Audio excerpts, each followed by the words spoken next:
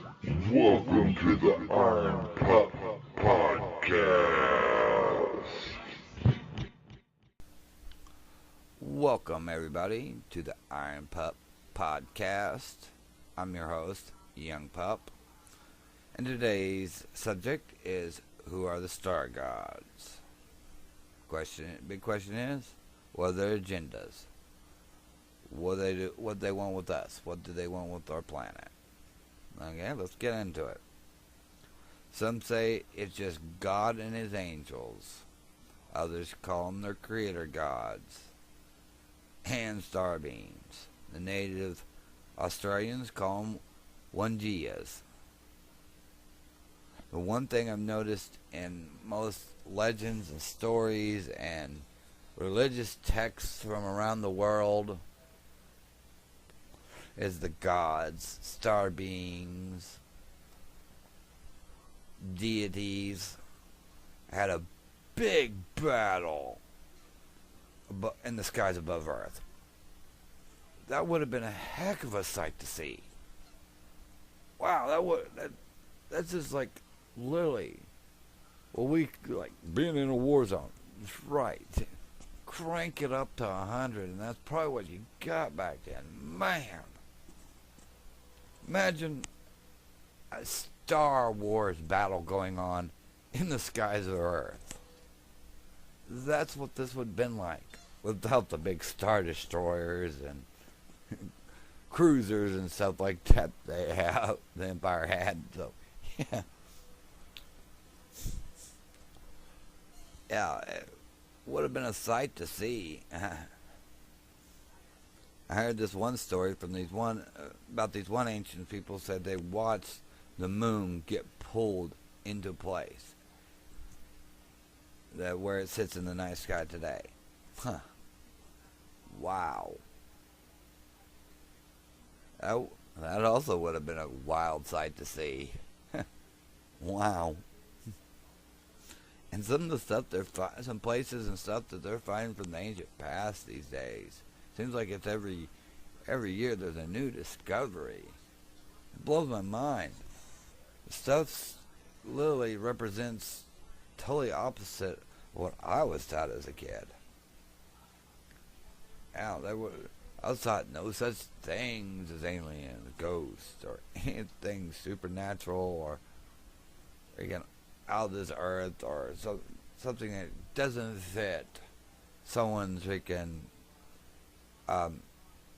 point of view, their narrative of what Earth is like and what human life is like and all this. So, yeah, it makes me wonder what them people are thinking when they hear this new stuff. I think their mind goes right into denial. Yeah, I had to really guarantee their minds go into denial real quick. I'd love to see their faces, how they're processing it, and it's denying it, and it's fighting each other, and you just watch their freaking mind work in their eyes. That would be great. And their facial expressions. That would be that'd be funny to watch.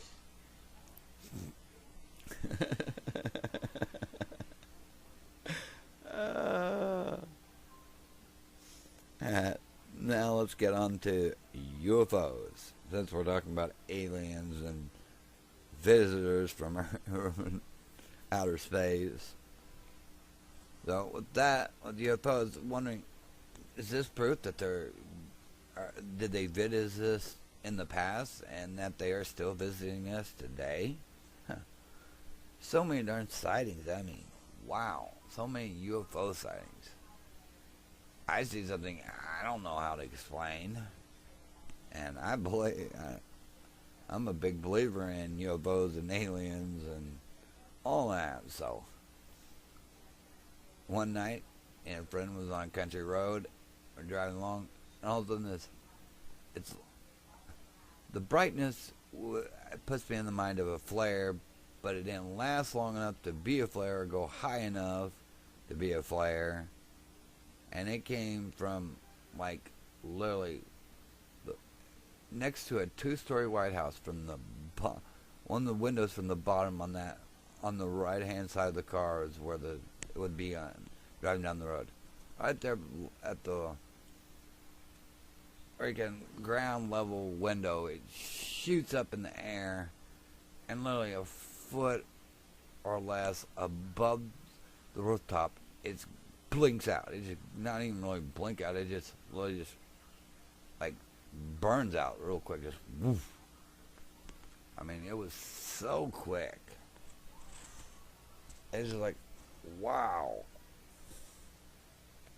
And a friend growing up said 2 red freaking alien glowing orbs came through his window and right up to his face. Yeah, him and his family have some crazy stories I've heard when I heard them. And I'll touch on a lot of a couple other stories in a different podcast because it's a different subject. Don't want to get off subject here. Yeah, and now, so a lot of the ancient alien theories do make have some common sense and makes some sense. But when you got one part of it that does contradict with the other parts of it, kind of things like totally, it gets frustrating because it's like contradicts itself, and it frustrates me. Put it that way. It's frustrating. Very frustrating for me. And when you got people that are 100 belief all in, and their mind can rationalize it and connect it, but I'm a big believer in it, but I'm not all in on it. I'm not 100% sure my roots on that belief doesn't go against less than topsoil deep, man. The sheer fact is, I'm waiting for all the evidence to come in that they're visiting. They have visited, and they are visiting. And all these proposed things to certain stories and certain figures just disappearing, and then this figure appears, and like, yeah, I kind of, till all the evidence and the whole story behind certain things from the past had been found, and says, I won't wait till until them stories and them theories are linked together by facts, by evidence. And the sure fact of it is, there's too many planets and moons and bodies, spatial bodies out there, that there's such a high chance of life being out there. But the question is, are they intelligent, so highly intelligent, so beyond us, that they are traveling across this certain distance of the stars to visit us here? Until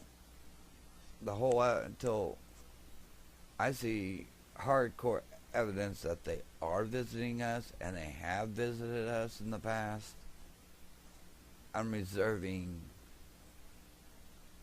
opinion. All I can do is speculate a little bit, but I'm really not much on speculating much on stuff like this.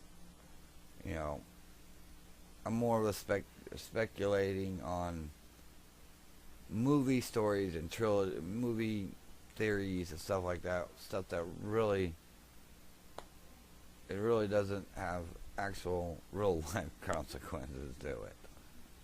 It's just movie theory, So it's there to speculate on to. Yeah.